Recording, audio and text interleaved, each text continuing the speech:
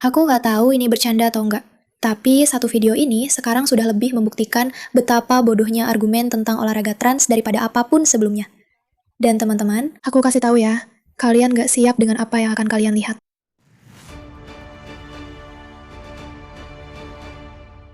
Setelah mempertimbangkan dengan matang dan meninjau pedoman kelayakan saat ini, aku secara resmi menyatakan diriku sebagai calon pemain WNBA. Jika hanya dengan menyatakan siapa dirimu saja sudah cukup, maka aku memenuhi semua persyaratan yang diperlukan untuk bertanding di WNBA. Oke, untuk kalian yang belum tahu apa itu WNBA, ini adalah anak Hunter. NBA jelas turnamen bola basket besar. WNBA adalah turnamen untuk perempuan, dan sekarang dia menyatakan bahwa karena dia punya hak penuh, dan dia sudah tidak lagi menjadi bagian dari NBA, dia akan bergabung dengan WNBA. Karena menurut semua pedoman, sangat diperbolehkan baginya sekarang setelah dia menyatakan dirinya sebagai perempuan. Tim saya dan saya telah memeriksa dengan cermat kriteria kelayakan WNBA dan kerangka tata kelola yang mengatur identifikasi diri dan inklusi. Berdasarkan pedoman saat ini, saya bisa dan secara resmi menyatakan kelayakan saya untuk draft WNBA mendatang pada Mei 2027. Saya benar-benar tidak di sini untuk mengejek, atau tidak menghormati komunitas manapun atau pilihan pribadi siapapun. Saya hanya meminta agar aturan yang ada diterapkan secara adil kepada semua orang. Aturan yang mewakili nilai-nilai yang selama ini secara terbuka didukung oleh banyak pemain dan pelatih WNBA. Tim saya dan saya siap untuk memastikan pedoman ini diterapkan secara adil, secara konsisten, dan tanpa pengecualian. Dan saya menantikan WNBA untuk menghormati prinsip-prinsip yang telah dinyatakannya. Sampai jumpa di Svea Training Camp. Maksud saya, tentu saja, ini bukan video yang dimaksudkan untuk mengejek. Ini bukan lelucon, ini serius. Pria ini, yang tingginya 2 meter, pemain Turki Amerika, mengklaim bahwa dia tidak di sini untuk melakukan hal yang salah. Dia hanya seorang wanita, dan dia ingin bermain. Dan sebenarnya dia melakukan persis seperti yang dikatakan oleh orang-orang sebelumnya di WNBA, para pelatih dan pimpinan, bahwa itu benar-benar boleh dilakukan. Dan sekarang, dia telah membuat WNBA benar-benar kebingungan karena mereka tidak tahu harus berbuat apa. Jadi, untuk konteksnya, bagi kalian yang belum tahu apa yang sedang terjadi di dunia olahraga. Ngomong-ngomong, saya Irake, pembawa acara Pushback. Selamat datang di acara kami melawan kegilaan hal-hal yang terjadi di media, di dunia, dan sebagainya. Dan jika kamu setuju bahwa beberapa hal itu gila, maka selamat datang. Kamu telah menemukan komunitasmu. Jadi, bagi kalian yang belum tahu, pertandingan olahraga NBA, orang-orang sudah menontonnya selama bertahun-tahun. Sudah sangat jelas. Laki-laki memang jago basket. Di NBA juga begitu. Tapi belakangan ini, maksud saya dalam 10 tahun terakhir, sudah menjadi hal yang sangat biasa untuk membicarakan laki-laki yang ingin menjadi perempuan.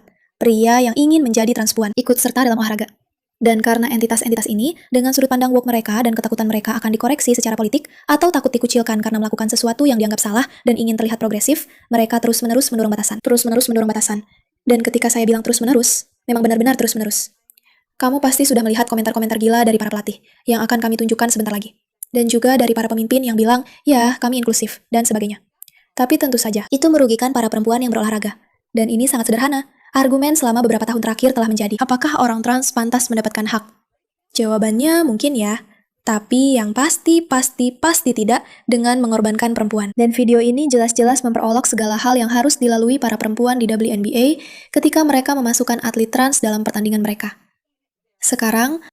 Ini sekarang menyebabkan sedikit, bisa dibilang, sebuah eskalasi. Tidak hanya WNBA yang sedang mencoba mencari cara untuk merespons hal ini, karena jelas ini sangat konyol. Tapi semakin banyak pemain yang mulai angkat bicara dan mulai mengatakan hal-hal serupa hanya untuk membuktikan suatu hal. Karena orang-orang sudah muak. Mereka benar-benar lelah dengan ini. Dan seperti yang saya katakan, kami akan menampilkan video para pelatih dan alasan kenapa semua ini terjadi, serta lebih banyak suara yang mengatakan hal-hal gila ini. Maksud saya, mohon bersabar dengan kami. Ini akan menjadi episode yang gila. Jadi, ini adalah video terbaru dari bintang WNBA, Gabby Williams, yang mengatakan bahwa dia mendukung perempuan trans bermain di liga. Dengarkan ini. Menurutku, hak-hak trans saat ini adalah perjuangan baru kita. Itu yang aku maksudkan, bahwa perjuangannya sudah berubah. Ya? Kamu tahu, niat kita sebenarnya tetap sama, tapi sekarang lingkungannya sudah berubah, kita melihat hak-hak orang trans mulai direnggut dari mereka. Ada banyak perdebatan tentang atlet trans, dan dalam kategori apa mereka bisa berkompetisi. Aku akan menyambut atlet trans di timku, atau melawan timku kapan saja. Aku tidak merasa itu masalah di dunia ini. Itu hanya cara lain untuk menyerang orang trans. Kamu tahu, kita sudah melihat pemain seperti Lajah Quarendon yang berani tampil di garis depan. Dan cukup berani, serta punya keberanian untuk maju. Jadi kurasa itulah pertarungan berikutnya yang harus kita hadapi sebagai atlet. Taktik manipulasi terang-terangan untuk membuatnya terdengar seperti langkah berani dari seorang pria yang berpura-pura menjadi wanita agar bisa bergabung ke liga olahraga supaya mereka bisa mendominasi. Itu sangat memalukan. Mari kita katakan saja dengan jelas. Itu sama sekali bukan tindakan berani. Ya, kamu akan menerima kebencian, tapi apa yang kamu lakukan sebenarnya adalah mencoba menghancurkan olahraga perempuan demi agenda pribadimu, demi kebutuhanmu sendiri untuk diakui. Dan kenyataannya, ada atlet-atlet sungguhan yang telah menghabiskan seluruh hidup mereka untuk berkompetisi, menerima kenyataan bahwa mereka akan membawa masuk pihak-pihak yang akan membuat mereka hancur di lapangan. Karena, teman-teman, lihat, bahkan jika kamu merasa tidak nyaman mengatakannya, kenyataannya pria cenderung lebih kuat dan lebih unggul daripada wanita dalam olahraga. Itu memang liga yang berbeda. Struktur tubuh mereka berbeda, kemampuan mereka juga berbeda, dan itu benar-benar tidak masalah. Itu sepenuhnya wajar. Tapi yang kamu lakukan di sini adalah kamu memaksa. Kamu mendorong perempuan ke posisi di mana mereka pada dasarnya harus mengatakan hal-hal seperti, tidak, kita semua persis sama secara fisik. Tidak, kamu tidak sama. Kamu sangat luar biasa dengan kemampuanmu. Dan kamu juga sangat luar biasa dengan kemampuanmu. Dan kemampuan-kemampuan itu berbeda. Laki-laki tidak bisa punya bayi. Kamu bisa punya bayi, yang membuatmu lebih hebat dari laki-laki dalam banyak hal. Dan laki-laki lebih cepat dan lebih kuat dalam beberapa hal dibandingkan kamu. Itu tidak apa-apa, itu hanyalah fakta manusia yang sepenuhnya bisa diterima. Namun, pada saat yang sama, perempuan didorong ke posisi untuk berkata, tidak, kita sama. Dan ini tentang olahraga trans. Tidak, bukan. Ini bukan tentang hak-hak trans. Dan inilah hal-hal yang telah kita lihat dari NBA selama beberapa bulan dan beberapa tahun terakhir. Karena banyak dari kita mengira bahwa isu trans ini sudah lama berlalu. Teman-teman, ayolah, ini sudah lama berlalu. Argumennya sudah jelas. Awalnya, semua orang seperti, ya, mari kita jadi progresif dan mendukung orang-orang. Tapi kemudian menjadi sangat jelas bahwa ini hanya untuk mempermainkan perempuan. Dan semakin banyak orang yang menentangnya. Tapi kenyataan bahwa ini masih jadi bahan pembicaraan sekarang benar-benar membuatku gila. Bagaimana ini masih menjadi masalah? Maksudku, dan ketika aku bilang ini masih jadi masalah, kamu harus dengar apa yang dikatakan pelatih. Salah satu pelatih WNBA. Maksudku, aku benar-benar gak percaya saat menonton ini. Karena seorang pelatih seharusnya jadi orang yang mendorong timnya untuk sukses. Dengarkan. Aku tahu kamu nggak melawan Fever lagi di musim reguler, tapi setelah jeda, salah satu berita besar adalah tentang Sophie Cunningham dan protes yang mendukung maupun menentangnya. Dan kamu tahu, hari ini mereka punya pertandingan yang disiarkan secara nasional, dan Cheryl, kamu tahu, memakai kaos. Dan ini jadi bahan pembicaraan. Aku penasaran, menurutmu gimana? Apakah menurutmu itu baik untuk liga? Apakah itu mengurangi fokus pada basket? Atau cuma sekedar keributan? Aku cuma ingin tahu pendapatmu. Menurutku, terima kasih atas pertanyaannya. Aku rasa hanya dalam hal ini, hanya untuk memperjelas. Sophie Cunningham telah menyuarakan penolakannya terhadap diperbolehkannya perempuan trans masuk ke NBA.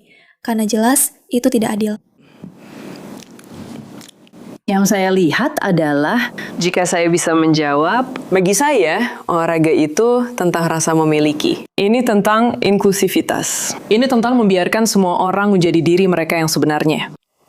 Kamu tahu, aku sangat peduli soal itu karena aku pernah dikritik karena tinggi badanku, karena etnisku. Aku sudah sering mengalami situasi di mana aku dianggap tidak pantas berada di sini. Dan bagiku, aku tidak ingin tempat itu, terutama Golden State, pernah terasa seperti itu. Jadi aku sangat mendukung perempuan, anak perempuan kecil yang berhak bermain. Dan itu termasuk perempuan trans. Jadi aku benar-benar mendukung inklusivitas. Maksudku, kamu benar-benar mendukung inklusivitas. Pertama-tama, olahraga sebenarnya bukan tentang orang-orang bisa menemukan jati diri mereka. Ini tentang kompetisi. Oke, mari kita perjelas saja. Olahraga itu tentang siapa yang terbaik dalam olahraga fisik. Itu intinya. Itu yang ingin kamu tonton. Ini bukan soal orang hanya mengidentifikasi diri. Kalau begitu, kamu akan melihat orang-orang yang benar-benar buruk dalam olahraga diundang ke pertandingan hanya karena mereka sangat menginginkannya. Tidak. Bukan seperti itu. Bayangkan saja kalau kamu punya pelatih kepala yang bilang, ya, saya benar-benar percaya bahwa ini untuk perempuan dan anak perempuan yang percaya pada olahraga. Dan karena itu, saya akan membawa laki-laki ini yang akan menghancurkan mereka di lapangan. Jadi menurut saya, inilah konteks dan beberapa latar belakang serta percakapan yang terus berkembang dan memanas seputar kegilaan dari semua yang sedang terjadi. Terutama dengan yang satu ini. Maksud saya, kamu bisa melihatnya sendiri. Pengguna media sosial menyerukan agar tim WNBA merekrut pemain basket transgender asal Prancis, Julie Taut, yang rata-rata mencetak 20 poin per pertandingan. Dia mengumumkan dirinya sebagai transgender pada tahun 2021. Dia adalah mesin setinggi 6 kaki 3 inci, rata-rata mencatat 20 rebound. Oke, lihatlah dia. Lihat. Saat kamu menonton ini, itu laki-laki. Itu bukan perempuan. Itu laki-laki. Dan itu laki-laki yang bertanding. Dan lihat perbedaan ukurannya. Oke, dan ingat bahwa ketika kamu berbicara tentang perempuan yang bermain basket, ada beberapa yang paling tinggi, yang paling berotot, dan paling luar biasa kuat. Tapi dia jauh lebih besar dari mereka. Dia membuat mereka terlihat seperti gadis kecil yang feminin. Padahal, atlet perempuan bukan seperti itu, apalagi pemain basket. Tapi kenyataannya tekanan seperti ini benar-benar ada. Bahwa ada seseorang yang bertransisi pada tahun 2021 dan mereka mendorong dia untuk masuk ke tim olahraga perempuan. Maksudku, coba lihat ini. Maksudku, apa yang sebenarnya sedang kamu lihat? Apa yang sedang kamu lihat? Kenapa kita bahkan pura-pura seolah ini sesuatu yang normal? Lihat, kalau kamu mau buat liga trans, silakan saja. Aku sangat mendukung. Mau buat liga supaya semua orang bisa menonton dan merayakan gerakan trans, 100%. Tapi jangan ambil hak perempuan yang sudah bekerja keras seumur hidup mereka untuk berolahraga. Dan seperti yang sudah aku bilang ke kalian, ini bukan satu-satunya orang yang merespons. Ngomong-ngomong, kalian harus dengar bagaimana WNBA menanggapi hal ini. Komisioner WNBA, Cathy Engelbert, mengirimkan memo tentang inklusi trans setelah pengumuman NS Freedom dan Royce White. Oke, dia mengirim surat kepada tim-tim pada hari Jumat untuk membahas kekhawatiran tentang inklusi atlet transgender di liga. Setelah 2 mantan pemain NBA mengumumkan niat mereka untuk mendaftar di draft WNBA berikutnya. Tentu saja, kita semua harus inklusif dan bersikap baik. Karena seperti yang sudah saya katakan, ini adalah sebuah ejekan.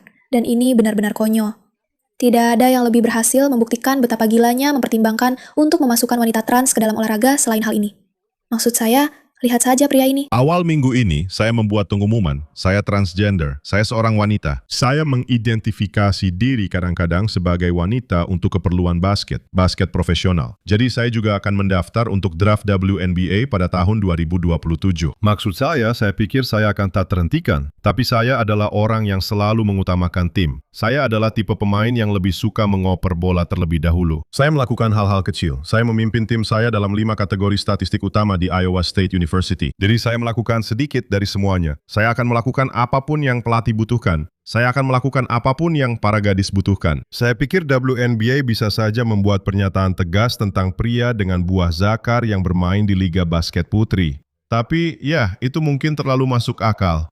Jadi, dan saya tidak ingin didiskriminasi. Sekarang saya ingin perlakuan yang adil. Saya seorang kulit hitam. Saya seorang kulit hitam muda. Semoga menjadi senator Amerika Serikat yang ingin mendapat kesempatan yang adil untuk berpartisipasi sebagai atlet wanita transgender. Kadang-kadang saya mengidentifikasi diri seperti itu. Maksud saya, benar-benar tidak ada yang lebih menunjukkan kebodohannya. Dan kamu tahu apa, ironi dari semua ini? WNBA benar-benar panik. Mereka tidak tahu harus berbuat apa. Bagaimana mereka harus merespons? Bagaimana mereka bisa inklusif? Mereka perlu membuat definisi. Tapi begini, selama bertahun-tahun, para atlet ini menggunakan platform olahraga mereka sebagai gerakan politik kan? Untuk mendorong agenda politik, untuk menormalkan hal-hal yang sebenarnya buruk. Sudah ada perlawanan terhadap Leah Thomas. Selama bertahun-tahun, para wanita sudah berteriak-teriak. Dan sekarang ketika para pria mulai masuk, itu justru semakin menegaskan dan membuktikannya. WNBA ingin menggunakan platform mereka untuk inklusi politik. Nah, pasti akan ada orang-orang yang memutuskan punya pandangan sebaliknya dan ingin menggunakan platform mereka untuk inklusi politik atau untuk membuktikan secara politik betapa bodohnya pernyataan-pernyataan ini. Dan indah sekali melihat 2 pria ini tampil dan membuktikan secara langsung betapa gilanya hal ini, betapa salahnya hal ini, betapa tidak benarnya hal ini. Dan aku menyukainya. Aku sangat menikmatinya. Aku menikmati setiap detik dari semua ini. Biarkan WNBA benar-benar panik tentang apa yang harus mereka katakan. Dan ingat, aku tahu banyak dari kalian yang menerima pertanyaan dalam beberapa minggu terakhir terkait partisipasi atlet transgender dalam bola basket wanita. Dan aku yakin topik ini akan terus mendapat perhatian besar. Aku ingin menghubungi kalian untuk membagikan bagaimana kami menyikapi percakapan ini di kantor Liga. Dan untuk berterima kasih kepada kalian yang telah menjawab pertanyaan dari media dengan penuh pertimbangan dan profesionalisme. Engelbert menyebut topik itu bernuansa. Kami menyadari bahwa ini adalah topik yang kompleks dan bernuansa. Tidak, bukan begitu. Dan kami akan terus melakukan percakapan penting dengan kalian dan asosiasi pemain dalam beberapa bulan ke depan. Kami juga berencana untuk mengadakan diskusi tambahan dan menawarkan sesi dengar pendapat bagi para pemimpin tim yang ingin berpartisipasi. Perspektif dan masukan kalian sangat berharga, dan saya menghargai mereka yang sudah menghubungi untuk membagikan pemikiran mereka. Wow, betapa bodohnya. Maksudku, ini benar-benar kebodohan kan? Kamu bisa benar-benar melihat betapa bodohnya semua ini pada orang ini, Royce White, yang berkata, aku bahkan belum menjadi transgender secara publik selama 72 jam, dan aku sudah mendapatkan begitu banyak kebencian. Aku hanya ingin bermain basket bersama teman-teman perempuanku di masa femininku. Kenapa kalian semua tidak bisa ikut bahagia denganku? Maksudku, lihat betapa femininnya dia. Sangat feminin. Oke, seperti yang sudah kita bilang, ada Royce White dan NS. Oke, 2 orang ini. Dan ini mendapatkan begitu banyak perhatian. Ada puluhan dan puluhan juta video tentang ini. Dan tayangannya karena orang-orang mulai menyadari, ya Tuhan, ini benar-benar tidak masuk akal ketika kamu benar-benar melepaskannya dari bahasa inklusi yang konyol ini dan menunjukkan apa adanya. Ini benar-benar gila kan? Dan jelas kamu punya orang-orang kiri yang bilang ini cuma provokasi dari bigot sayap kanan yang sengaja memancing kemarahan demi cari perhatian. Sebenarnya, mungkin apa yang dia lakukan adalah mencoba membela hak-hak perempuan lebih dari yang pernah kamu lakukan. Stephen A. Smith, aku tidak akan mundur dari yang satu ini. Kamu bisa mendukung hak-hak perempuan dan tetap percaya bahwa pria biologis seharusnya tidak bertanding di olahraga perempuan. Kedua hal ini tidak saling bertentangan. Masalahku bukan kebencian. Ini tentang melindungi perempuan, melindungi anak perempuan, dan bertanya kenapa seorang pelatih WNBA memilih untuk melibatkan dirinya dalam kontroversi yang bisa merugikan liga yang seharusnya dia wakili. Akal sehat masih penting. Inilah pendirianku. Benar, kamu bisa mendukung hak-hak orang, tapi juga mendukung fakta bahwa perempuan seharusnya diizinkan bermain di olahraga. Clay Travis, aku tidak main-main soal ini. Aku siap membeli waralaba ekspansi WNBA dan menempatkannya di Nashville. Aku berjanji akan memiliki tim 100% trans. Semua pria yang mengidentifikasi sebagai perempuan. Aku juga akan mempekerjakan staf pelatih 100% trans. Tim paling inklusif dalam sejarah. mengejek perempuan ini. Karena apa sebenarnya yang kamu bicarakan? Kamu adalah pelatih kepala untuk sebuah tim, dan kamu bilang ini inklusif. Ini tidak inklusif. Seperti yang aku katakan beberapa hari lalu, aku menyatakan diri untuk draft WNBA 2027 sebagai perempuan transgender. Setidaknya kadang-kadang. Wiku sedang dikirim lewat pos. Ini adalah dua pria yang menonjol dan melakukan pekerjaan yang indah dan suci ini, menurutku, untuk tim-tim, untuk para perempuan di dunia olahraga. Maksudku, dengarkan apa yang dikatakan oleh Trump tentang hal ini. Dan akan aku katakan, kalau suatu hari aku jadi pelatih, aku akan menjadi pelatih bola basket wanita terhebat dalam sejarah. Karena aku tidak suka LeBron James. Aku jauh lebih suka Michael Jordan. Tapi aku akan mendatangi LeBron James. Tidak masalah. Aku akan berkata, LeBron, apa kamu pernah punya keinginan untuk jadi wanita? Karena yang aku inginkan adalah kamu jadi bintang di tim yang sedang aku bangun. Aku akan punya tim terhebat dalam sejarah. Mereka tidak akan pernah kalah. Tak ada yang akan bisa mendekati tim ini. Selisihnya bakal lebih dari 70 poin. Sekarang kita harus mengubah itu dan kita harus membuatnya jadi boleh untuk dibicarakan. Kamu tahu, wanita muda yang aku bicarakan itu takut untuk membicarakannya. Dia dijauhi dan dibungkam ketika dia membicarakannya. Maksudku, benar-benar jeniusnya adalah, aku akan jadi pelatih WNBA terbaik. Dan semua orang berkata, tentu saja Trump tetap jadi Trump. Karena aku hanya akan meminta LeBron James datang dan mengatakan bahwa dia ingin menjadi seorang wanita. Dan berikut pengingat bahwa setelah dua mantan pilihan putaran pertama NBA mendeklarasikan diri untuk mengikuti draft WNBA, komisaris WNBA mengatakan, Liga akan mengadakan pertemuan untuk meninjau apa itu perempuan untuk menentukan kelayakan secara hukum. Pertemuan-pertemuan ini harus disiarkan secara langsung. Itu tontonan wajib. Dan dia benar, ini menyedihkan, tapi juga brilian. Dan inilah hal-hal yang kita butuhkan untuk membuktikan kegilaan dari gerakan-gerakan ini yang menghancurkan hak-hak perempuan. Mengambil olahraga dari kita dan mencoba membuat seolah-olah kita lah masalahnya karena berani mengungkapkannya. Kita bukan masalahnya, mereka yang jadi masalah. Dan mereka akan segera menghadapi itu secara langsung. Terima kasih atas perhatian Anda terhadap masalah ini.